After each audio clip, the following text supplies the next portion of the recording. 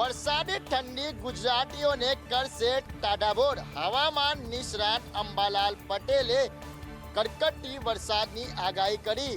ગુજરાતમાં હવામાનમાં ફરી પલટો આવવાની સંભાવના વ્યક્ત કરવામાં આવી છે। હવામાન નિષ્ણાત અંબાલાલ પટેલના જણાવ્યા અનુસાર બંગાળના ઉપસાગરમાં આજથી હલચલ શરૂ થઈ શકે છે અને ત્યાં લો પ્રેશર સિસ્ટમ બની શકે છે। આ સિસ્ટમના વિકાસથી અરબી સમુદ્રમાં 19 નવેમ્બરે લો પ્રેશર બનવાની શક્યતા છે। નવેમ્બરના અંત સુધી રાજ્યમાં વાદળછાયું વાતાવરણ અથવા માવઠું જોવા મળી શકે છે। બંગાળ ઉપસાગરમાં લગભગ આ માસના અંત ભાગમાં અને ડિસેમ્બરની શરૂઆત સુધીમાં એક ચક્રવાત બનવાની શક્યતા રહેશે। ગુજરાતના હવામાનમાં પણ પલટો આવી શકે અને માસના અંત અને ડિસેમ્બરની શરૂઆતમાં વાદળ વાયુ કે માવઠા જેવું થઈ જવાની શક્યતા રહે। રાજ્યમાં ધીરે ધીરે ઠંડીનું જોર વધશે। મધ્ય અને ઉત્તર ગુજરાતમાં પણ ઠંડી વધશે। રાજ્યનું મહત્તમ તાપમાન 30 ડિગ્રી સુધી પહોંચશે। રાજ્યમાં જગતના તાત પર પડ્યા પણ પાટું જેવી સ્થિતિનું નિર્માણ થયું છે। કાલાવડમાં ધરતીપુત્રો પાક સહાય મેળવવા ગયા તો અધિકારીઓએ વેરાની વસૂલી માંડી। જામનગર જિલ્લાના કાલાવડ તાલુકાના તાલુકા વિકાસ અધિકારીએ પરિપત્રથી વિવાદ સર્જાયો છે, જેમાં પાક નુકસાન સહાય માટે બાકી વેરો ભરવાની સૂચના આપવામાં આવી હતી। જોકે જામનગર ડીડીઓએ આ અંગે સ્પષ્ટતા કરી કે સહાય માટે કોઈ વેરો ભરવાની જરૂરિયાત નથી અને વેરા વસૂલાત રોજિંદી પ્રક્રિયા છે। આ પ્રકારનો વિવાદ અમરેલીના લીલિયામાં પણ સરપંચના વાયરલ વિડીયોથી ઊભો થયો હતો। આ ઉપરાંત હળવદ અને વડોદરાના સાવલી જેવા વિસ્તારોમાં ખેડૂતોને સહાય માટે ફરજિયાત 7, 12 અને 8 દસ્તાવેજો મેળવવા માટે પણ ભારે મુશ્કેલી પડી રહી છે। સર્વર ધીમું ચાલવાના કારણે ખેડૂતોને કચેરીઓમાં લાંબી કતારોમાં ઊભા રહેવું પડે તેવી પણ સ્થિતિ દેખાઈ રહી છે, જેનાથી રાહત પેકેજની રકમ મેળવવાનો માર્ગ મુશ્કેલીભર્યો બની ગયો છે। રાજ્યના કેટલાક તાલુકાઓમાં ખેડૂતોના રજીસ્ટ્રેશનમાં પણ સર્વરના ધાંધિયા હોય તેવા પણ સમાચાર મળી રહ્યા છે। ખેડૂતો માંગ કરી રહ્યા છે કે તાત્કાલિક અસરથી રજીસ્ટ્રેશન થાય અને સહાય મળે। ભાવનગરમાં ફોરેસ્ટ અધિકારીએ જ પત્ની અને 2 સંતાનોની કરી હત્યા। પથ્થર સાથે બાંધી મૃતદેહને ક્વાર્ટર પાછળ દાટ્યા। ભાવનગરના ફોરેસ્ટ વિભાગમાં એસીએફ તરીકે ફરજ બજાવતા શૈલેષ ખાંભલાના પરિવાર સાથે બનેલો ભયંકર બનાવ સમગ્ર ગુજરાતને હચમચાવી નાખે તેવો છે। 5મી નવેમ્બરથી ગુમ થયેલી પત્ની નૈનાબેન, દીકરી પૃથા, દીકરા ભવ્યના મૃતદેહ 16મી નવેમ્બરે દાટેલી હાલતમાં મળતા કકળાટ મચી ગયો હતો। પતિ શૈલેષ ખાંભલાએ ત્રણેય ગુમ થયા હોવાનું 7 નવેમ્બરે પોલીસમાં નોંધાવ્યું હતું, પરંતુ થોડા દિવસોમાં જ ખુલ્યું કે મૃતદેહ તો ક્વાર્ટરના પાછળના ભાગમાં વિશાળ ખાડો ખોદીને દાટી દેવાયો હતો। પોલીસે તપાસ શરૂ કરી ત્યારે એક પછી એક આઘાતજનક વિગતો બહાર આવવા લાગી। તપાસમાં સામે આવ્યું કે ફોરેસ્ટ અધિકારી પતિએ જ પત્ની અને બાળકોની હત્યા કરી મૃતદેહને દાટી દીધા હતા। ભાવનગર પોલીસે આરોપી પતિની અટકાયત કરી છે। આ રાક્ષસી કૃત્યમાં 1 કરતાં વધુ લોકો સંડોવાયેલા હોવાના પરિવારજનોએ આરોપ લગાવ્યા છે। હાલમાં પોલીસ આ સમગ્ર મામલાની ઊંડાણપૂર્વક તપાસ કરી રહી છે। કઈ રીતે, ક્યાં અને કેવી રીતે આ 3 હત્યા કરવામાં આવી તેની ગૂંથણી ઉકેલવાનો પ્રયાસ છે તે કરી રહી છે। ગાંધીનગરમાં સેક્ટર 30 પાસે આજે ફરી એકવાર દબાણો હટાવવાની પ્રક્રિયા કરવામાં આવી। અગાઉ પણ ચરેડી અને સ્મશાન આસપાસથી 700 જેટલા ઝૂંપડા તોડવામાં આવ્યા હતા। ગાંધીનગરમાં વહેલી સવારથી જ ચુસ્ત પોલીસ બંદોબસ્ત સાથે પાટનગર યોજના વિભાગની ટીમોએ સરકારી જમીન ઉપર વર્ષોથી ઊભા કરવામાં આવેલા ધાર્મિક દબાણો તોડવાની કામગીરી શરૂ કરાઈ હતી। જેસીબીના કાફલા સાથે આ સેક્ટર 30 સર્કલ પાસે આ દબાણો દૂર કરવાની પ્રક્રિયા કરવામાં આવી। પહેલાથી જ પોલીસની સુરક્ષા કવચ બનાવી આ વિસ્તારને કોર્ડન કરી લેવાયો હતો। બાદમાં દબાણ ટીમોએ અહીંના દબાણો તોડી પાડવાની કાર્યવાહી શરૂ કરી હતી। ગેરકાયદેસર બનાવેલ મસ્જિદ પર બુલડોઝર ફરી વળ્યું છે। દરગાહ વકફ બોર્ડમાં ગેરકાયદેસર રીતે નોંધણી કરાઈ હતી, છતાં પણ આ દબાણોને ગેરકાયદેસર હોવા છતાં તેને કાયદેસર કરવાના પ્રયાસો કરાયા હતા। જોકે ગાંધીનગર શહેરમાં ગેરકાયદેસર દબાણો દૂર કરવાની ઝુંબેશને પાટનગર યોજના વિભાગ અને કોર્પોરેશન દ્વારા તખતો ઘડી કાઢવામાં આવ્યો છે, જે મુજબ આજરોજ મેગા ડિમોલેશન કરવામાં આવ્યું છે।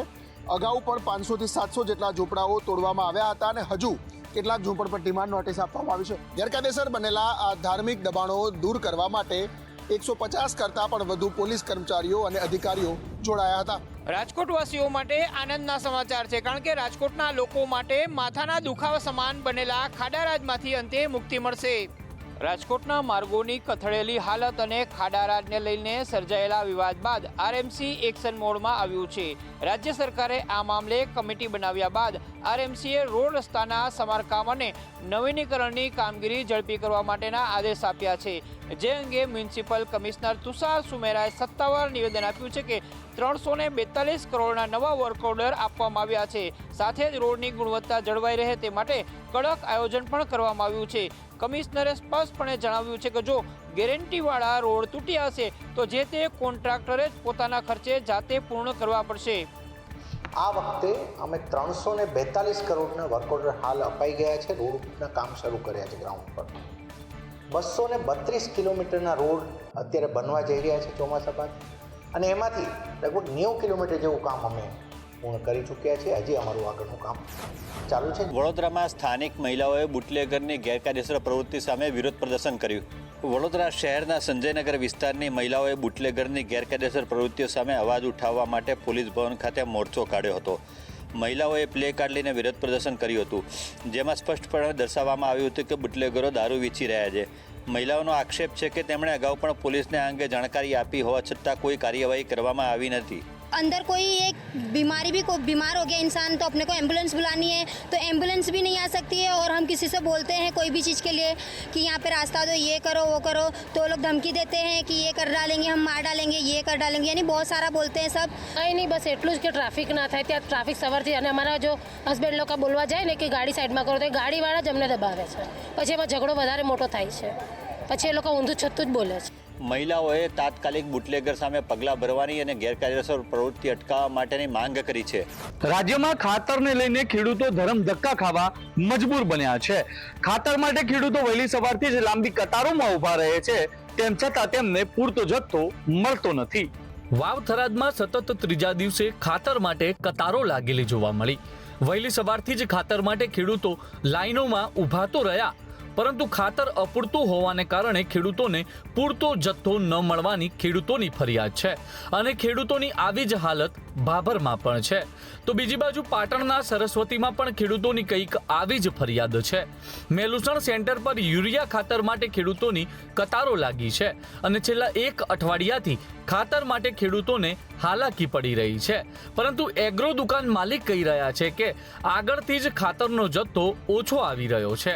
શિયાળુ સિઝનના પાકો માટે ખેડૂતોને ખાતરની તાતી જરૂરિયાત છે, પરંતુ ખાતર માટે ખેડૂતો પરેશાન થઈ રહ્યા છે. અમદાવાદ શહેરમાં સાબરમતી રિવરફ્રન્ટ ફેઝ 2 નું કામ પૂરજોશમાં ચાલી રહ્યું છે. આ કામ વર્ષ 2026 સુધીમાં પૂર્ણ થાય તેવી શક્યતાઓ સેવાઈ રહી છે. અમદાવાદ શહેરમાં સહેલાણી સ્થળમાં સૌથી વધુ સાબરમતી રિવરફ્રન્ટ પ્રખ્યાત છે. આવામાં હવે સાબરમતી રિવરફ્રન્ટ ફેઝ 2 ની કામગીરી રોકેટ ગતિએ કરવામાં આવી રહી છે.